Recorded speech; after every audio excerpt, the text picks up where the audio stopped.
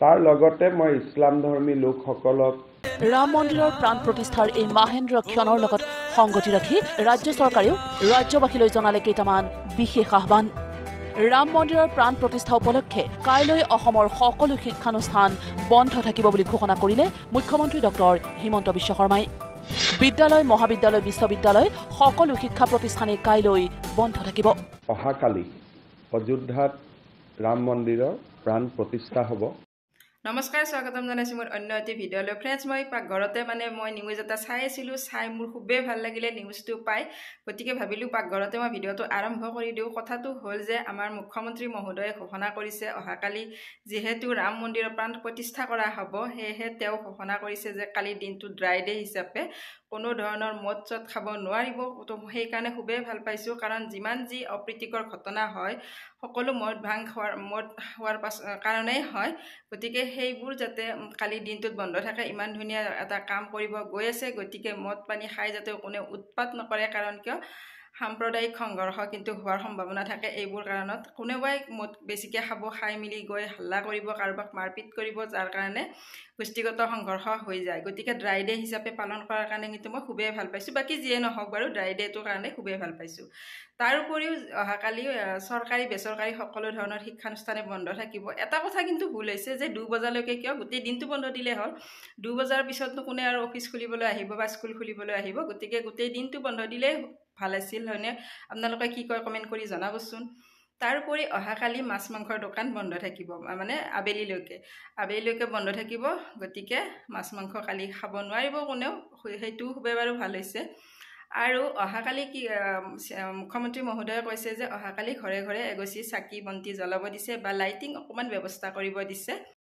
তাৰোপৰি মুখ্যমন্ত্ৰী মহোদয়ে কৈছে যে অহাকালি ব্যৱসায় প্ৰতিষ্ঠানবোৰত মানে যিখিনি সময়ত ৰাম মন্দিৰত প্ৰাণ প্ৰতিষ্ঠা কৰা হ'ব, সেইখিনি সময়ত যাতে ব্যৱসায়িক প্ৰতিষ্ঠানবোৰ বন্ধ ৰাখে, যাতে তাত থকা কৰ্মচাৰীবোৰে সেয়া চাব পাৰে। আজিকালিতো ছ'চিয়েল মিডিয়াৰ যোগে সকলো ধৰণৰ লাইভ চলিয়ে থাকিব, গতিকে তাৰ কৰ্মচাৰীবোৰে যাতে চাব পাৰে, তাৰ কাৰণে 2 ঘণ্টা 3 ঘণ্টা যিখিনি সময় লাগে প্ৰাণ প্ৰতিষ্ঠা কৰাৰ সময়ত, সেইখিনি সময়ত তেওঁলোকক ব্যৱসায় প্ৰতিষ্ঠানবোৰ বন্ধ ৰাখিব কৈছে। তাৰোপৰি আকৌ কৈছে যে ইছলাম ধৰ্মৰ লোকসকলক কৈছে, খ্ৰীষ্টান ধৰ্মাৱলম্বী লোকসকলকো কৈছে, ইছলাম ধৰ্মৰ লোকসকলকো মানে দোৱা কৰিব দিছে। আৰু খ্ৰীষ্টান লোকসকলকো গীৰ্জাত তেওঁলোকক প্ৰাৰ্থনা কৰিব দিছে। কৈছে যে এইটো অকল ধৰ্মীয় অনুষ্ঠান নহয়, এইটো সম্পূৰ্ণ আমাৰ ভাৰতীয়সকলে এইটো সম্পূৰ্ণৰূপে ভালকৈ পালন কৰিব কৈছে, মানে কালিৰ দিনটোত। আৰু কালিৰ দিনটো ড্ৰাই ডে হিচাপে পালন কৰাৰ কাৰণে কিন্তু মই খুবেই ভাল পাইছোঁ।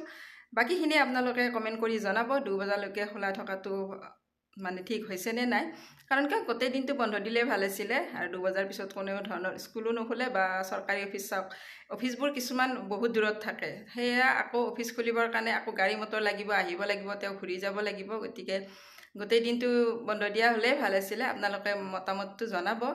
বাকী মই আপোনালোকক আৰু মুখ্যমন্ত্ৰীৰ অকণমান ভাষ্য শুনাই আছোঁ। চাই থাকিব ভিডিঅ'টো, কেনেকুৱা পাইছে জনাব। যদিহে ভাল লাগিছে like, comment, share and subscribe কৰিব মোৰ চেনেলটো। Bye bye. আমাৰ নিজৰ নামঘৰসমূহত আমি যাতে অলপ নাম কীৰ্তন কৰি পৰিৱেশটো আৰু অধিক এটা আধ্যাত্মিকতাৰ ৰূপ দিয়াৰ বাবে চেষ্টা কৰোঁ।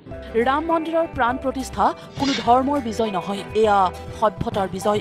সকলো ধৰ্মৰ লোকক সহযোগিতা কৰিবলৈ আহ্বান জনাই মুখ্যমন্ত্ৰীয়ে সাম্প্ৰদায়িক সম্প্ৰীতি বজাই ৰখাৰ বাবেও অনুৰোধ জনালে।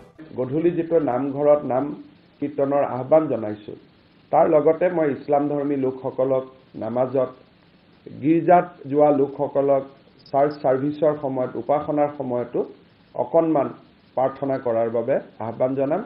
কাৰণ এইটো আমাৰ হিন্দু ট্ৰায়াম্ফ নহয়, this is a triumph of Indian civilisation, ভাৰতীয় সভ্যতাৰ বিজয়। ই এটা ধৰ্মৰ বিজয় নহয়।